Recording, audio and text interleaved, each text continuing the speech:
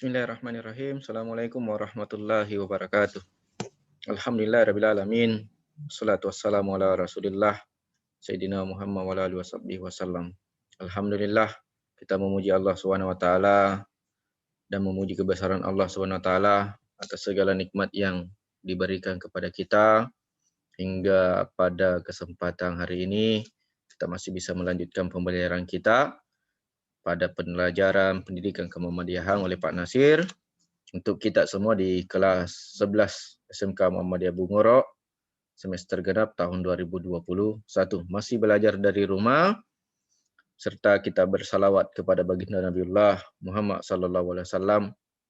Semoga syafaat beliau menaungi kita nanti insyaallah di padang mahsyar. Amin ya rabbal alamin. Masih di bab 2 untuk kita semua kelas 11 SMK Muhammadiyah Bungoro, baik para siswa sekalian, masih di matan keyakinan dan cita-cita hidup Muhammadiyah, MK CHM. Setelah yang lalu kita sudah pelajari fungsi dan hakikat MK CHM, maka untuk hari ini kita sudah masuk bagian D, sistematika dan pedoman untuk memahami rumusan MK CHM itu. Jadi kita mulai dari sistematikanya. Untuk sistematika ini ada 5, dibagi menjadi 3 kelompok. Ada 5 angka yang dibagi menjadi 3 kelompok pokok bahasan. Untuk hari ini kita pelajari kelompok pertama dan kelompok kedua. Setiap kelompok ini terbagi lagi menjadi poin-poin. Kelompok pertama ini ada 2 poin. Yang pertama adalah Muhammadiyah Gerakan Islam dan Muhammadiyah Gerakan Dakwah Amar Ma'ruf Nahi Mungkar. Ya, gerakan Islam maksudnya adalah berakidah Islam. Akidah kita, ideologi kita, kepercayaan kita, pemahaman hidup kita adalah Islam. Sumbernya 2. Yang pertama adalah sumber hukum kita adalah Al-Quran dan yang kedua adalah Sunnah Nabiullah Muhammad sallallahu alaihi wasallam. Sedangkan dakwah amar ma'ruf kita ialah bercita-cita dan bekerja. Kalau cita-cita tidak dikerjakan, maka tidak terwujud. Maka di Muhammadiyah ada gerakan Islam dan dakwanya, amar ma'ruf nahi mungkarnya itu bercita-cita dan bekerja untuk mewujudkan masyarakat utama, adil dan makmur, dan yang paling penting itu diridhoi oleh Allah Subhanahu wa taala. Maka fungsi dan misi manusia ini sebagai hamba dan khalifah di muka bumi kita sudah laksanakan, ya, karena wama halaktul jinna wal insa illa liya'budu. Kita diciptakan oleh Allah di dunia ini untuk menyembah kepada Allah Subhanahu wa taala. Maka kita perlu ridhonya untuk mencapai keinginan kita, apa yang kita cita-citakan, apa yang ada di dalam Al-Qur'an dan Sunnah bisa kita amalkan. Maka perlu kita menjalankan dari segi syariat ideologi di Muhammadiyah.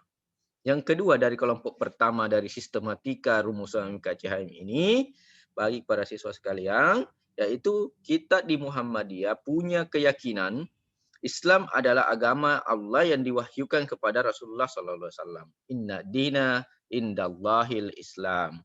Hanya Islam agama yang benar di sisi Allah Subhanahu wa taala. Ya, dan di Islam ini membenarkan agama-agama yang dibawa oleh Rasul-Rasul Allah sebelum Nabi Muhammad SAW. Kita ketahui sejak Nabi Adam AS, lanjut kita sering dengar cerita kisah sejarah dari Nabi Nuh AS, bagaimana Nabi Ibrahim AS ceritanya, ya, kisah-kisahnya, sampai Nabi Isa AS kita sudah biasa mendengarnya. Mereka lah ada rasul-rasul Allah, nabi-nabi Allah yang diutus sebelum Nabi Muhammad SAW. Jadi kita punya keyakinan itu, ya. Dengan meyakini sebagai itu semua, itulah hidayah dan rahmat kepada kita manusia sepanjang masa. Dengan beragama dan meyakini keagamaan keislaman kita, itulah yang menjamin kesejahteraan hidup baik secara material, spiritual, rohani kita, keduniawian kita, dan ukrawiyah kita di akhirat nanti insyaallah.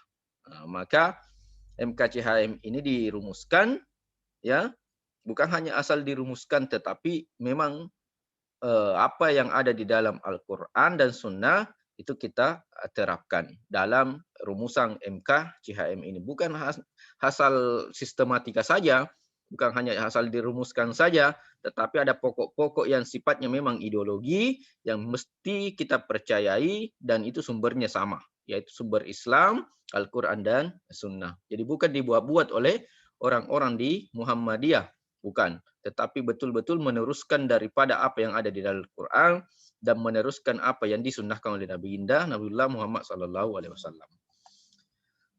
Itu yang kelompok pertama. Baik para siswa sekalian. Kelompok yang kedua yaitu adalah pokok-pokok persoalan mengenai paham agama yang menurut Muhammadiyah. Ya, kalau tadi memang Al-Quran dan Sunnah sumber hukum pokok. Jadi Muhammadiyah mengamalkan Islam itu pertama berdasarkan Al-Quran. Ya, kita ketahui bersama bahwa kitab Al-Quran ini adalah kitab Allah yang diwahyukan kepada Nabiullah Muhammad SAW. 30 juz, dibuat 114 surah di dalamnya yang mengatur, yang menjadikan hukum dalam kehidupan kita sehari-hari, baik masalah duniawi maupun masalah akhirat nanti insya-Allah. Yang kedua, dalam mengamalkan Islam, Muhammadiyah berpedoman kepada sunnah Rasulullah SAW. Apa itu sunnah Rasulullah SAW? Ya, ini penjelasan dan pelaksanaan ajaran-ajaran Al-Quran yang diberikan Nabi Muhammad SAW, baik melalui akal pikiran sesuai dengan jiwa ajaran Islam. Jadi apa yang disunnahkan oleh Nabi itu merupakan penjelasan daripada Al-Quran itu sendiri. Apa yang dikerjakan oleh Nabi itu adalah ajaran-ajaran yang ada di dalam Al-Quran yang sesuai dengan petunjuk Allah Subhanahu wa Ta'ala. Maka akal pikiran kita dan jiwa ajaran Islam itu akan dengan sendirinya kita amalkan di kehidupan kita. Poin yang keempat, dari kelompok kedua tadi, paham Islam menurut Muhammadiyah. Di poin keempat ini, Muhammadiyah diminta untuk bekerja. Apa yang dikerjakan oleh Muhammadiyah? Yaitu melaksanakan ajaran-ajaran Islam yang meliputi banyak bidang. Kalau hanya sekedar dirumuskan tapi tidak dikerjakan, itu namanya tong kosong. Tong kosong bunyi nyaring bunyinya ya. Ya, seperti itu pepatah. Maka Muhammadiyah ini minta memang untuk bekerja.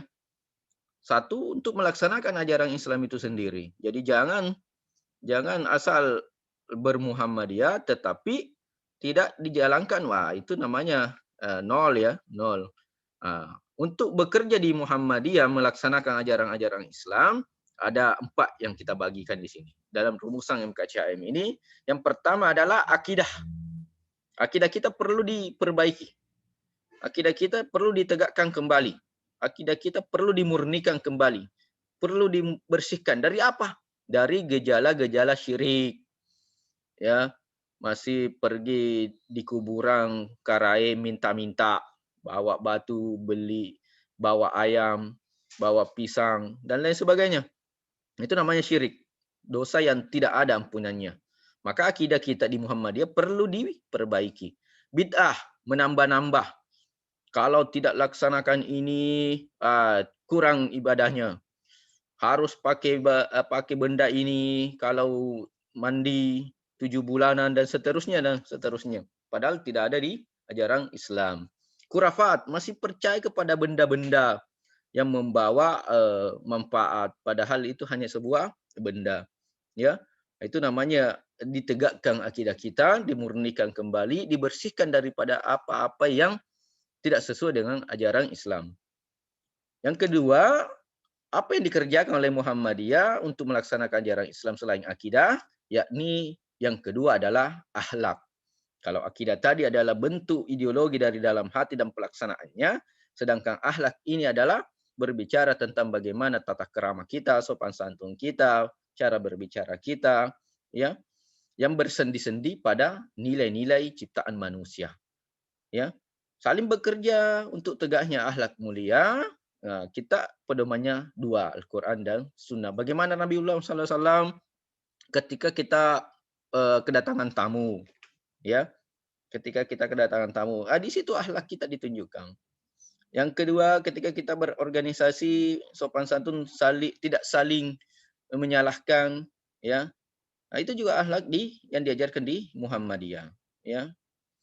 Nah, yang ketiga, dari ajaran-ajaran Islam yang dikerjakan di Muhammadiyah, yaitu ibadah, akidah, akhlak, yang ketiga adalah ibadah. Jadi ibadah di Muhammadiyah bekerja untuk tegaknya ibadah yang dituntun oleh Nabi Muhammad SAW tanpa tambahan, tanpa dirubah. Jadi sejak dari dahulu kala, duhur, sholat duhur tetap 4 rakaat. Tidak berubah oleh perubahan zaman. Wah, mentang-mentang dulu kan sama Nabi 4. Kita tambah sekarang 8 aja. Atau kita kurangi 2 aja, 1 aja. Supaya kesibu ini. Nah, tidak. Jadi, ibadah di Muhammadiyah bekerja tanpa tambahan, tanpa perubahan dari manusia itu sendiri. Sesuai dengan apa yang dituntun oleh Nabi Muhammad SAW. Puasa di bulan Ramadan. Wah, kita kasih pindah saja di bulan Muharram saja. Ya, enggak pernah berubah. Puasa tetap puasa di bulan suci Ramadan. Artinya Muhammadiyah tetap beribadah sesuai dengan tuntutan Nabi Muhammad SAW. Yang terakhir, muamalah. Apa itu muamalah? Muamalah itu adalah bekerja, berdagang, berwirausaha, berbisnis, berkantor, ya. Muamalah duniawi namanya. Itulah yang disebut pengolahan dunia dan pembinaan masyarakat. Hubungan masyarakat, dunia sosial, dunia kebudayaan, dunia seni dan lain sebagainya, olahraga dan sebagainya masuk di sini. Muamalah duniawiyah. Muhammadiyah ada di situ. Namun cara bermuamalahnya, cara mengelola kehidupan dunia dan pembinaan masyarakatnya itu tidak boleh keluar dari ajaran agama, serta menjadi semua kegiatan dalam bidang agama itu, dalam bidang ibadah itu hanya kepada Allah Subhanahu wa taala. Innamal a'malu binniyat. Segala sesuatu yang kita kerjakan masalah duniawi, maka niat utama kita adalah kepada Allah Subhanahu wa taala. Inilah materi kita untuk hari ini. Cukup panjang, lebih dan kurangnya mohon dimaafkan. Billahi fi sabilil haq fastabiqul khairat. Assalamualaikum warahmatullahi wabarakatuh.